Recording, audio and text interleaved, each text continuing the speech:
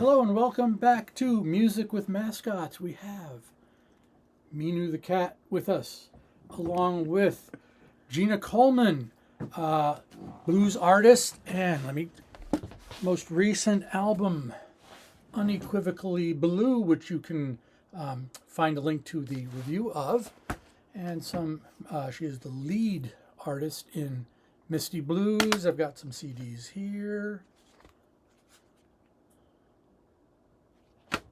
Any of these are great. I highly recommend them. If you're into the blue, this is a repeat, but I had it in CD first, and then it was available in vinyl, so I couldn't pass up the chance to get it on vinyl. And as I mentioned in my review, Gina and I have crossed paths briefly once before in the education field. Yes. And yeah, she's just basically a great person, and her music is wonderful, especially if you like that blues rock kind of feel. And I kind of did a lot of playing of that when I was like 18 or 20, and she was just a kid then. She didn't know anything back then. I played in cover bands as a bass player and did a lot of ZZ Top type stuff back in the day. And then I was out of music for a very long time, and now I play classical guitar and I listen a lot. And Minu the cat is sitting here purring, encouraging us to just chit-chat. So, Gina, can you just give us a little background about yourself here? Well, I was born in the South Bronx, and I'm a transplant to Western Massachusetts as I went to college at Williams College, and then I met a fine Dalton boy that kept me in the area, and we got married and had 2 kids, and and so the better part of my music career has been here in Western Massachusetts. And you expanded from there. Yes. So right now, you have 2 albums up for Grammys this year? Is that it? I had 2 albums up for consideration for a Grammy nomination. It did not pan out this year, but, keep plugging away. Okay. You never know. So one was Unequivocally Blue. One was Unequivocally And Blue. the other was Misty Blues? Misty Blues is Other Side of Blue. Other Side of Blue. Did I have that one here? Yes, Okay. yes. So, and that album is Misty Blues' 17th album. So you've been plugging away at this for a long time. Yes, the Misty Blues has been around now that we're in 2026. We're entering our 27th year as a band together. Yeah, And Minu, 27. 27. Yeah. And Minu's fascinated with that. She loves statistics, and you start talking numbers, and she I just know. crawls all over you.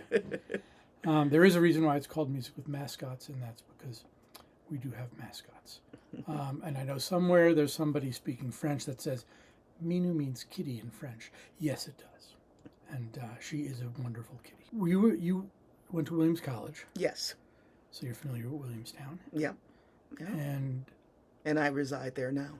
music actually. major or education major? I was an English major. English major. Oh, girl after my own heart, with all these books behind you and stuff. And I was an English teacher. Our careers in middle school overlapped for about 9 months. Yep. I was filling you in. I was principal. You were principal for 9 months, and I was a long-term sub for 9 months. And I was actually principal for 4 years. yes, she was principal for 4 years, but I came in the last 9 months. Yes. And that was fun. We were both moving on to other things. Yes. And I'm now teaching where she went after that. Yes. And she's now having the music career that I dreamed of when I was in high school. But she was doing that at the same time. Right. So... I started, performing in earnest after I graduated from Williams College, so in the early 90s. And I first started out with an acoustic funk folk band called Cold Connection. Which was a very popular band in this region. And then as Any recordings available? yes, there's actually one available. Okay. Text me that or let me Sure, see sure. that somewhere. Yeah, it was called Birch Tree Sonnets. Ooh, I like that. So I've been writing music for a long time, but a few years went by, and some of the members of the band started to go their separate ways. And in the summer of '99, I was presented with an opportunity to perform in the Williamstown Theater Festival production of A Raisin in the Sun. Oh, wow. Yeah, Wow. Lorraine Hansberry, just Yes. wonderful. Marv, I've taught Yes, that. yeah. I've taught that book. Yeah, that And play. and that was the first production that the Williamstown Theater Festival offered that was almost an entirely African American cast. That was the first time they were getting around to it? I know. That's an embarrassment. I'm sorry. And so the director, had this notion at the last minute. The cast had been, rehearsing for some time, and at the last minute, he's like, "I really want like a gospel singer to sing in between the acts."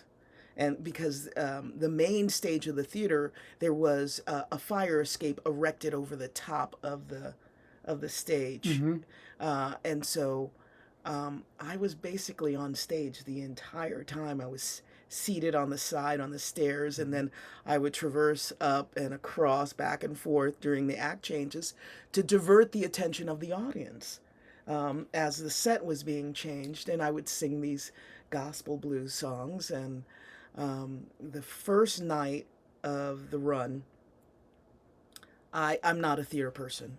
Right. So this was really foreign world to me. So after the first run, I went out the backstage door, and there were throngs of people there, and it frightened me. I'm like, so I scooted right back into the dressing room area. I'm like, what is going on out there? They're like, oh no, don't worry about it. It's just folks who were here for the production. They just want to meet the cast as they're going out, leaving for the evening.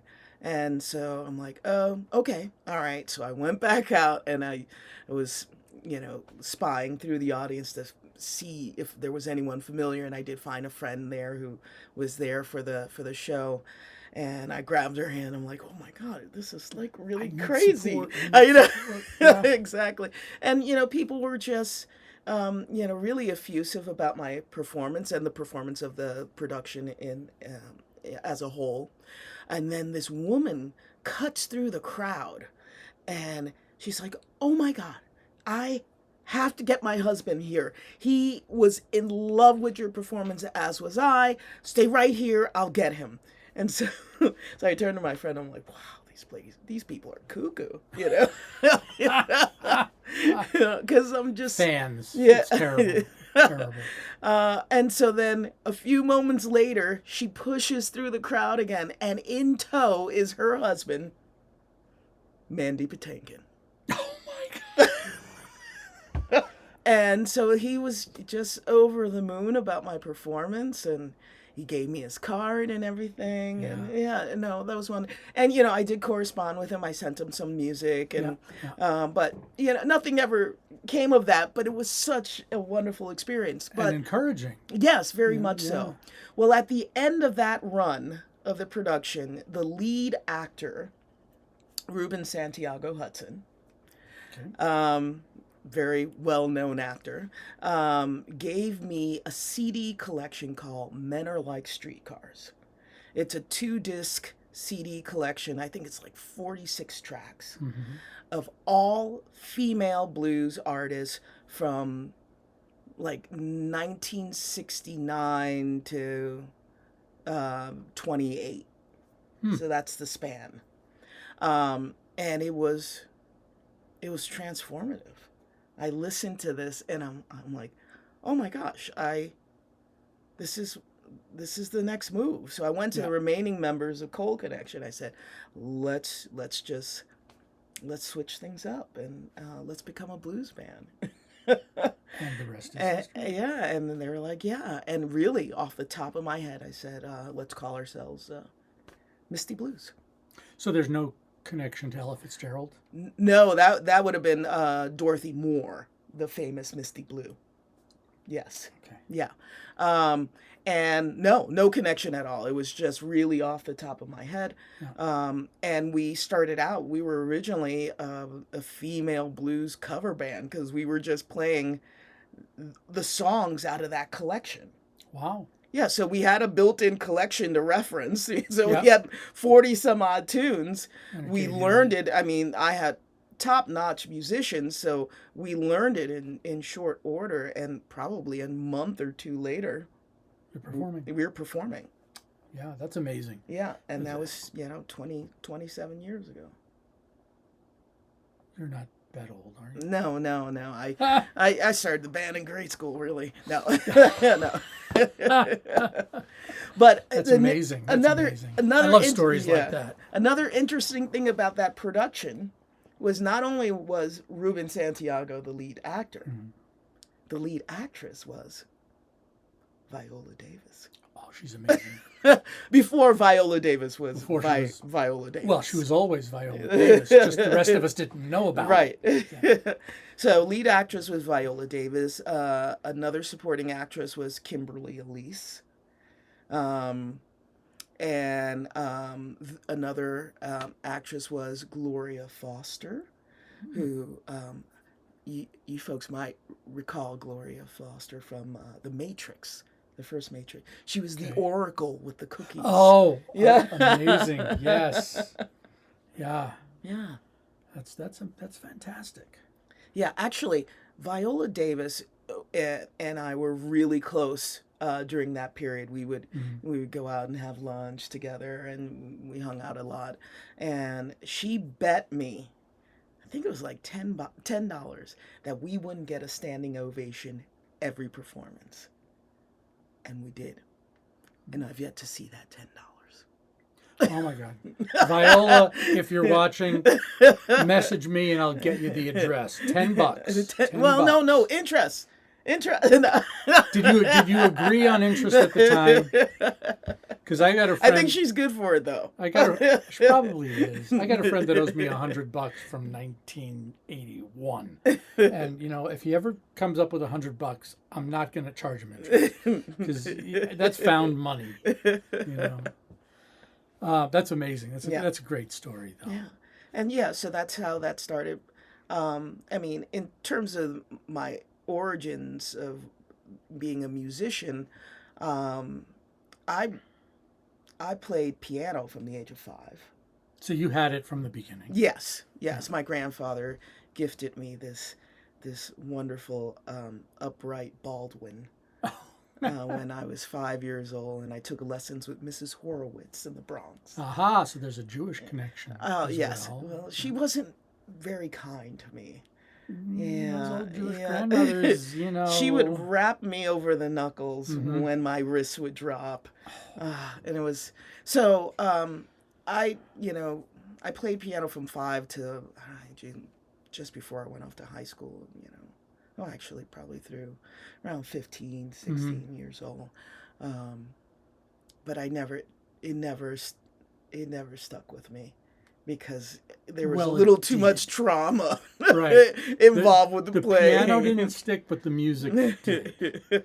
I also took lessons with her husband, Mr. Horowitz, on guitar, and he was really kind. So that instrument resonates with me more than piano. I still own that Baldwin piano, right? Excellent. Yeah. Excellent. I refuse to have it tuned, though. It's a knick-knack table. It's a knick-knack table. Okay. Which segues nicely. I want to ask you about your cigar box guitar. Which one? I have like 8 of them. Yeah. How did you get into the cigar box? You don't hear that much about world famous cigar box guitar players. No. There are none. Let's be honest. No, there are a few. World famous. There's genre famous. Genre famous. There are some in the community. Yes. In the community. Yeah. How did you get into it? I was perusing a music magazine, and I saw an ad for the Delta Star cigar box. The box or the guitar? The guitar. The guitar. It was a small luthier company out of California that was mass producing these really gorgeous looking cigar boxes. It had this resonator in it, and it was really a gorgeous looking instrument. And I shared the ad with a dear friend of mine from college, and I'm like, wow, this is really cool. Maybe I'll consider, because it's an authentic blues instrument. Absolutely. And Because back in the day, you yeah. didn't have money, so you made Yeah. your instrument out of what you Well, could. back in the day when African Americans were working the fields and, their lives were so hard and they needed something to keep their spirits up, to keep living, Yeah. music was essential. Yeah. And so, you'd pick up a piece of wood or a box or a string, a nail, a wire, and you made music. Yeah.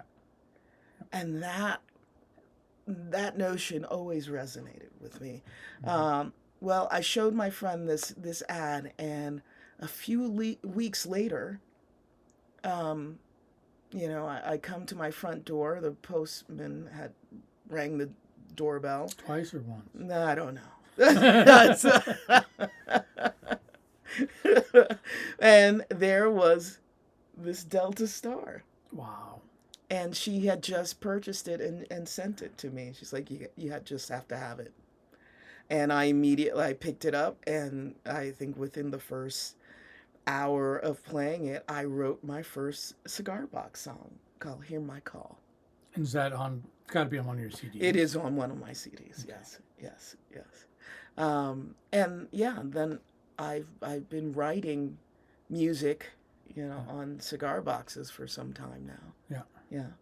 But and then we did a big music video directed by Dave Simon out of Williamstown, who's a documentary filmmaker. And people saw this instrument, the Delta Star, and luthiers around the country started sending me them. Oh, that's wonderful. Yes. That's Now wonderful. the Delta Star, the business is no longer, but it was a difficult instrument in that it just constantly needed to be tuned. Yeah. You play it once And you tune it. and then you tune it. Yeah. Or, you play it once and by the end of your song it was It's out of tune. And so then one of those luthiers that took interest in me, and I, in turn, it was mutual interest, because I started perusing other, makers, Yep. was Rob CBG's cigar box guitars out of Destin, Florida. And he makes gorgeous guitars that stay in tune. Wow. Like, Okay, that's really, huge. that really stay in tune. That's huge. I have been known to play a gig or two, put it back in my case, and pick it up, put the tuner on, and I'm like, this is still in tune. So, yeah. So that would, I love his cigar boxes, but I love all of the ones that have been gifted to me. Yeah. You have to. Yeah. Because it's someone that took enough of an interest in you and your music Exactly. to gift you something that was important to them. They made it, and they either made it specifically for you, or heard your music, said, "This is the one to give to Gina to make her music." But Rob CBG's. If you're looking to get into a really fine instrument that is gorgeous and musically sound. Yeah. I assume he has a website. Yes. I'll put a link down below for those of you that are interested in a cigar box guitar. Don't know if I'll buy one or not. I've never played a cigar box guitar, and right now I have shoulder problems, so I don't play any guitar. They're pretty light. They're very light. They're very light. So for me, it's actually the positioning that hurts the shoulders. So I don't know if the weight has anything to do with it. But I want to talk about the story of Unequivocally Blue, because that's a moving story. Let me get a version here. What? I'm not so good at. I'm covering her face to show you her face. All right. This is a great album. I love this. This is a blues rock. Would you call that blues rock, kind of? Straight blues? I would call it more traditional. I think the harder edge blues music that you get from me is through Misty Blues. But this is, that's how I separate, Misty Blues and my solo work. Is, you're going to get a more stripped down, more traditional type of music with my solo work, as opposed to, you're going to get blues fusion. Blues fusion with Misty Blues, with blues being the foundation of the music that we put out, but also celebrating other genres of music that we all collectively love. And that's what I love, because as you see, I listen to everything. Yes. I've got Mahler, the Allman Brothers. This is my opera, some of my opera. I discovered music when I was 16. A friend of mine gave me 3 albums to listen to. One was Passport, which is German jazz. One was King Crimson's Red, which is really hard prog. And I forget what the third album was. I think Mahavishnu Orchestra Apocalypse, which is still one of my favorite albums. And that's when I discovered music. Oh, wow. Because to me, I just, what you heard on the radio was what I thought music was. Yeah. Well, there is a King Crimson connection to my album. Okay, let's have it. Okay. Let's have it. So the producer of that album and mixing engineer and mastering engineer is Ronan Chris Murphy, who is King Crimson's mixing and producer and engineer of the string of the latest albums. Yeah. Wow. Yeah. He's their guy. Yeah.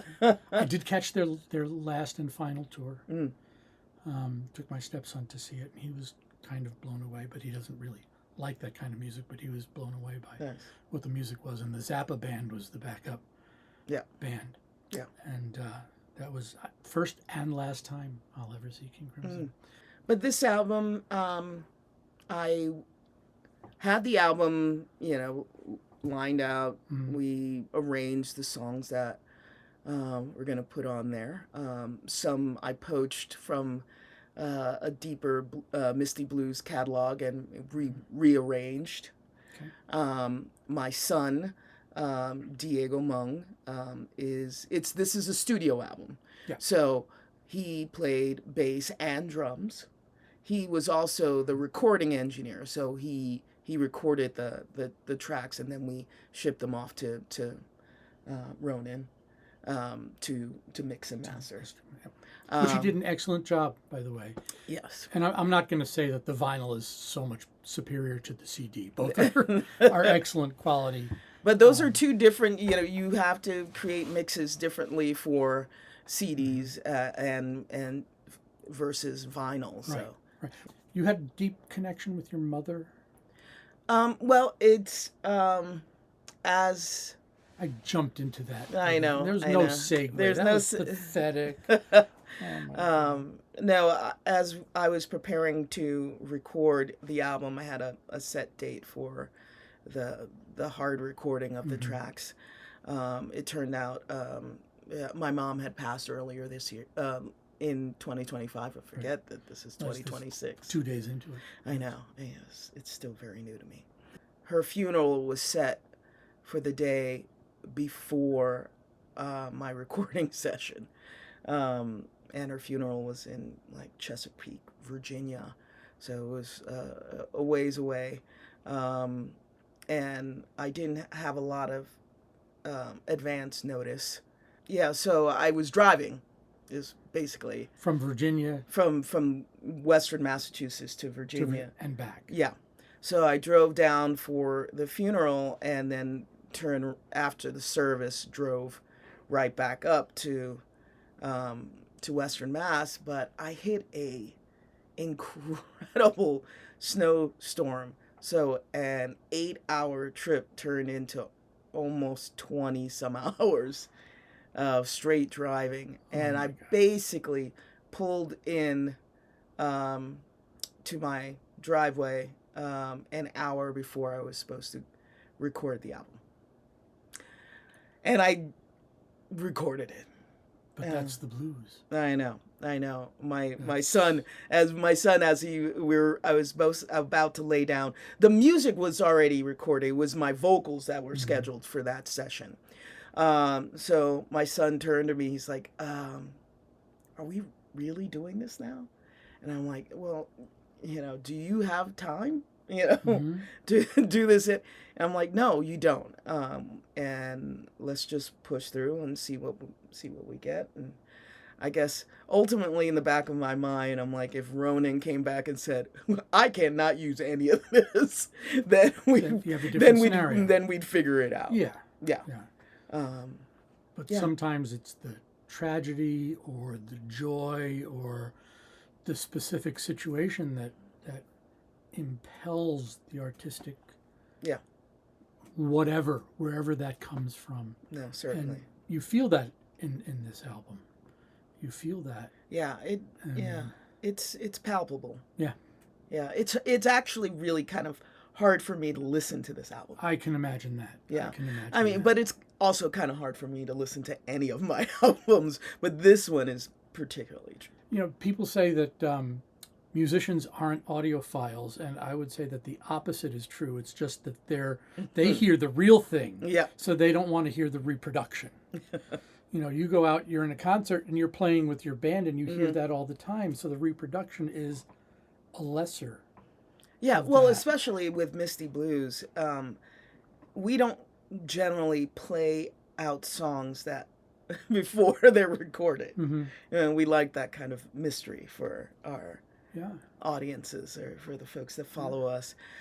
So when we perform stuff, our recordings live, it takes on a different life. It is completely different. We could realistically put out live albums of all of our recordings like 6 months down the road. Yeah. And it will be a completely different experience for the listener. And that's the way jazz and blues used to be recorded. Yeah. It was live in the studio. One take, that's it. Maybe two, maybe 3 takes tops. Yeah. It was, you look at an old jazz album, an old blues album, it will give you the date it was recorded on. Yeah. It was not like recorded over a 6-month period No. and then mastered by. Yeah. It was recorded at a specific date, at a specific time, in Rudy Van Gelder's basement. Yeah. It's like, okay. Yeah.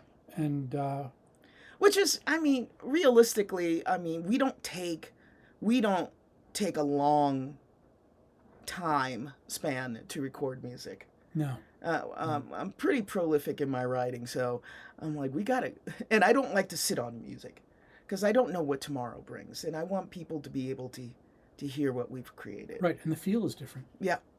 6 months down the road, you're not feeling the same thing you felt when you wrote that music. Exactly. But then, we get road tested, and then we get loose, and we get a little jammy. We get very jammy live. Well, you're supposed to. That's the feel. I think that's probably the greatest appeal of jazz. Right? Yep. And you get a different performance every night. Yeah. The music is different. Blues, to a certain extent, you've got your music, but then you've got the solo. Your vocals are different on a different night. You're not going to hear the exact same song. No. And I think in the old days you didn't even get the exact same lyrics. Well, depending on how sharp I am any given night. Yeah. I'm like, well, I wrote this song, so you can change it. I can change it. Absolutely. And that's part of the repetition in the early days was you would repeat, and while you were repeating the lyric, you would maybe come up with a different lyric for the next set. And that was part of the improvisatory nature, and what you went through on a given day would produce the music of a given day. Right, certainly. And that's part of why Unequivocally Blue, I think, works so well. Yeah. Because what you experienced in that 48-hour or 72-hour period of your mother dying, of the funeral, of the drive. Yeah. It's all there. Yes. And that's, It is really. It's yeah, it's right there. yeah. Yeah. And, And I think Ronan did just a masterful job in mixing Yep. mixing the album. yep, it is. And I'm just going to make a note here. You do, on the vinyl as well as the CD, you do get a nice soundstage effect from the album. And you do feel that. For those of you that are looking for the audiophile experience, it's there. Yeah, highly recommended. At your website, you have a link to the vinyl as well as the CD. Yes, the vinyl I believe is linked to our Bandcamp. Excellent. Yes. I'm going to go get. Hold it. When I bought the vinyl, it came with this, and I love this.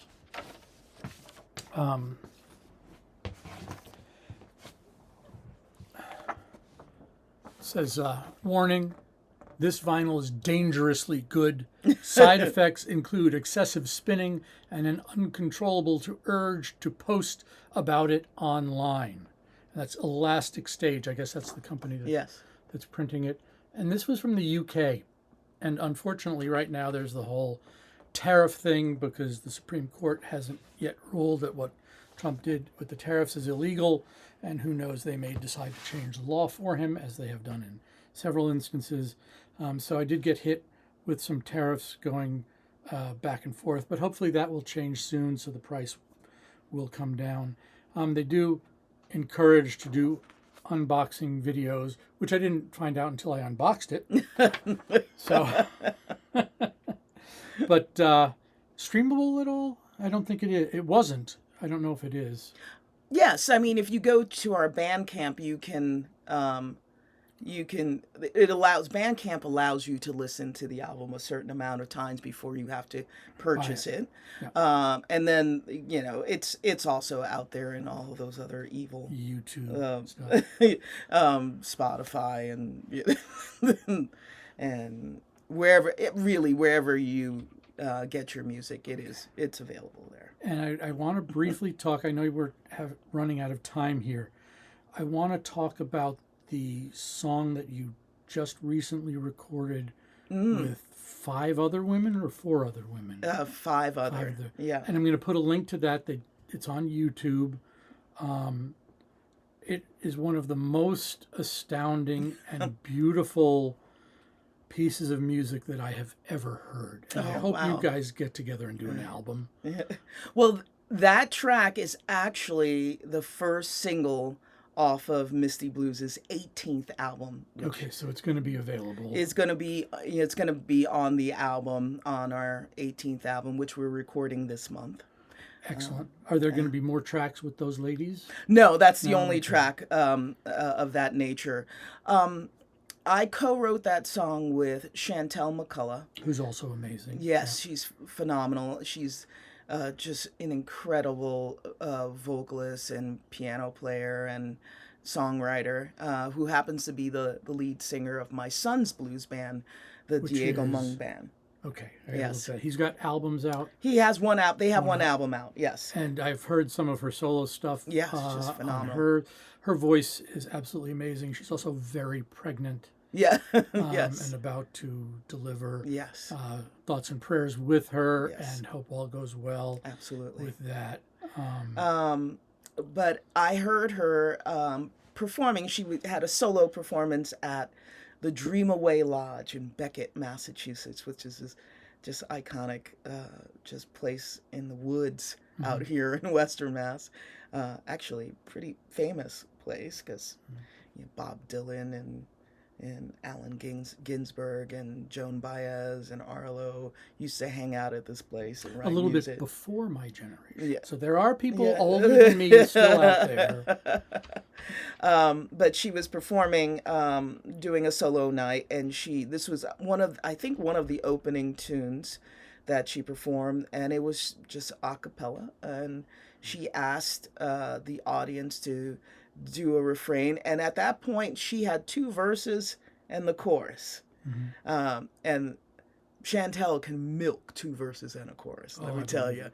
And she had us going. And as she was performing it, it had such an impact. Like my mind was flooded with numerous additional verses. Mm-hmm. And so after her performance, I reached out to her and I said, Chantel, I'm like, I love that song of yours. Um, I have other verses. Can I collaborate with you? Yeah. And she's like, yeah, that'd be awesome. I'm like, okay, so can I not only can I throw in like 4 more verses? Yeah. She's like, yeah. And I'm like, can I change the name of the song? She's like, okay. And I'm like, and can I add like 4 other women to be on the song with us? She's like, And it you're works. you're driving just drive the bus. Just drive the bus, Gina. It works. It's And it's amazing. It's an so amazing yeah, so I collaboration. called in 4 other notable female blues artists today, contemporary artists. Candace Ivory, Carly Harvey, Alexis P. Suter, and Kat Riggins to join us. And Misty Blues did the music. And then we sent out the music to the women. I gave them each a verse, and then we would sing in unison during the choruses. And all the women recorded remotely and then ship them back to us. That's amazing that we can do that these days. Yeah.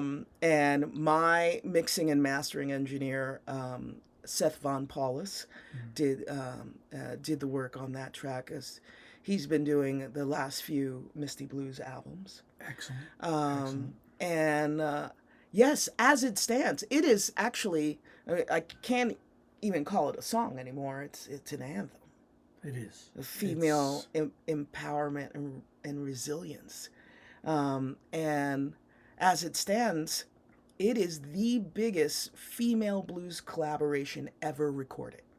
No one has recorded a track with 6 artists, female blues artists together. And it's amazing. It's gorgeous. Click on that link below. Watch the YouTube of it. Do more.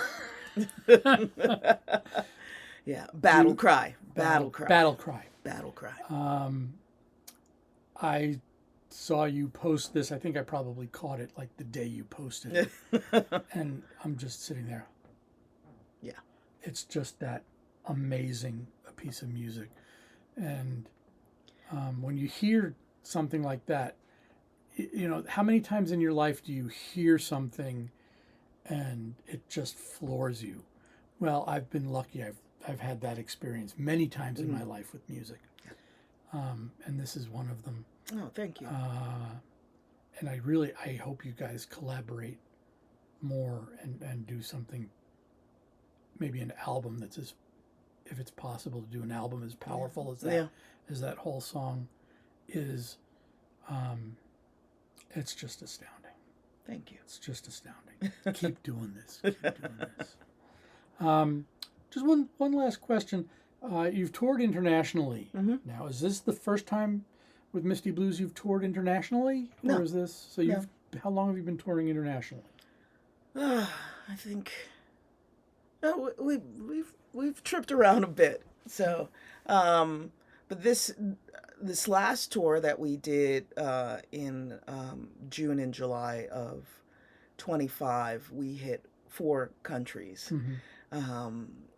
Went to Ireland, England. We've been to England, Wales, Scotland. Yeah. It's a nice trip. Yeah. Yeah. No, it's and we sold out shows in all of those countries. That's which was great. really, That's great. really, just really affirming, you know. Yeah. And it kind of it gives you another shot in the arm to continue doing what we're doing, because now we know that we're impacting people beyond, you know, Yeah. our Beyond region. the small Yeah. community of the Berkshires in Yeah. Massachusetts. Yeah. But we tour extensively throughout the U.S. It's always great. We do an annual trip down to the South, like Birmingham, Montgomery, Memphis, Nashville, Muscle Shoals. Do you notice a stronger reception there than here in the frigid North? Well, here's the thing. Well, they obviously have a deeper Yeah. appreciation for the music, and we're interesting in that we have a significant amount of airplay on Sirius XM, Bluesville, which has like a listenership of like 4 million. Oh, wow. Yes. I don't do Sirius. Yeah. And we'll chat about why you should do Okay, Sirius. I'm willing to listen because I think that in the modern listening experience, musicians don't get enough money for what they do. Yeah. Well, if you wouldn't mind me sharing, Go for it. Go for it. Sirius has a platform where like 50% of everything they garner in goes back to the artists. Okay, I'm all in. So no, there's nothing else that touches Sirius in terms of compensating the artists, out there. And I also encourage anyone that wants to buy albums to do it from the artist's website whenever possible, because that's the way you see the most, right? Right, right. But yeah, Sirius is, I think it's great. There's just a ridiculous amount of channels that are, to your specific taste at whatever hour that taste arrives. And it's only about like $8 a month. Really? Yeah, that's it. Okay, I have to look into that. Yeah. I do. Yeah. So it's not, I think it's cheaper than Spotify, I think. Cheaper than Spotify. It's cheaper than Apple. Yeah. I don't know what their resolution is, but so Apple does give the high res streaming. That I can't say, but you can listen to Sirius not just in your vehicle, because most vehicles come loaded with Sirius XM radio and gives you a couple of months for free before you Well, have I've to got sign the up. Ever Solo upstairs in the living room, and Yeah. it's I can't imagine it doesn't have Sirius available on it. Yeah, you can listen to Sirius online, and I think even Spectrum cable company, you can go through and you can find the Sirius XM channels on it. Okay. Yeah. So for those of you that are streaming music, keep that in mind because the artists are actually getting something for their time and money. And I listen to modern artists complain that they don't get much. I think someone recently posted that the average artist gets like $12 a month from Spotify, which is That would be huge. that would be huge for smaller artists in particular. You see Taylor Swift gets $12, right? Yeah, But exactly. she probably gets like $1,000, but that's still nothing. Nothing. Yeah. Again, I'm gonna tell you, buy the albums because that's the way they make the most.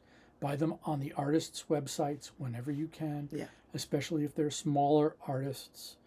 And if you've watched my channel at all, you'll see I do reviews of smaller artists' albums.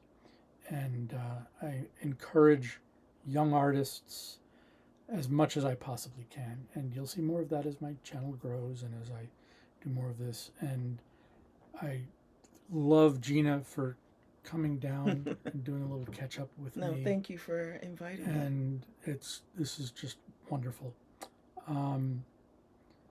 And thank you all for listening. And if you've made it this far, as I say, please hit the like and subscribe. I don't say that first thing when I turn on my video. I say it if you made it to the end. Hit like and subscribe. Helps my channel grow. I have a whopping 41 subscribers, but I do have one of them. And Gina's one of them. And maybe we'll pick up 42 on this video.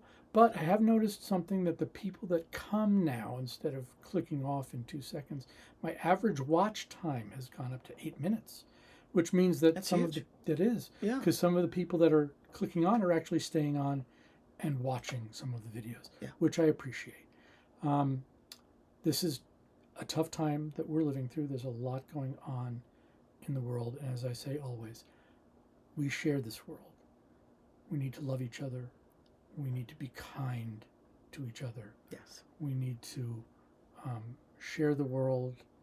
If you're having a rough day, my go-to is always music or books or the people we love, and just get through the rough days and fill them with as much joy and compassion as we can. Don't be mean to each other. Be kind, and listen to music. Yeah. And Minu the cat stayed for most of. She's up behind you there. Yeah. She loves you, and that's always a good thing when your animals love you. They love you unconditionally. Yes. Thank you. I'm your host, Ron Rutstein, here today with blues artist Gina Coleman. And I hope you all have a wonderful New Year 2026. I'm going to get this edited and posted. We don't really need to edit much out because we just had a kind of general great conversation. Yes. And it was really nice to see Gina again. And I hope to have her back at some point, because this was a nice conversation. Well, we got new music coming out this year. And 2 more albums. 2 more, both Misty Blues, or one for you too? No, my solo album. So do we have release time frames or schedules? My solo album should be out in late May, and the Misty Blues album should be out in late July. All right, so we'll see you this summer. All right, sounds good. Thank you, everybody, for watching Music with Mascots, and have a wonderful 2026. And may the world be a better place than it is now.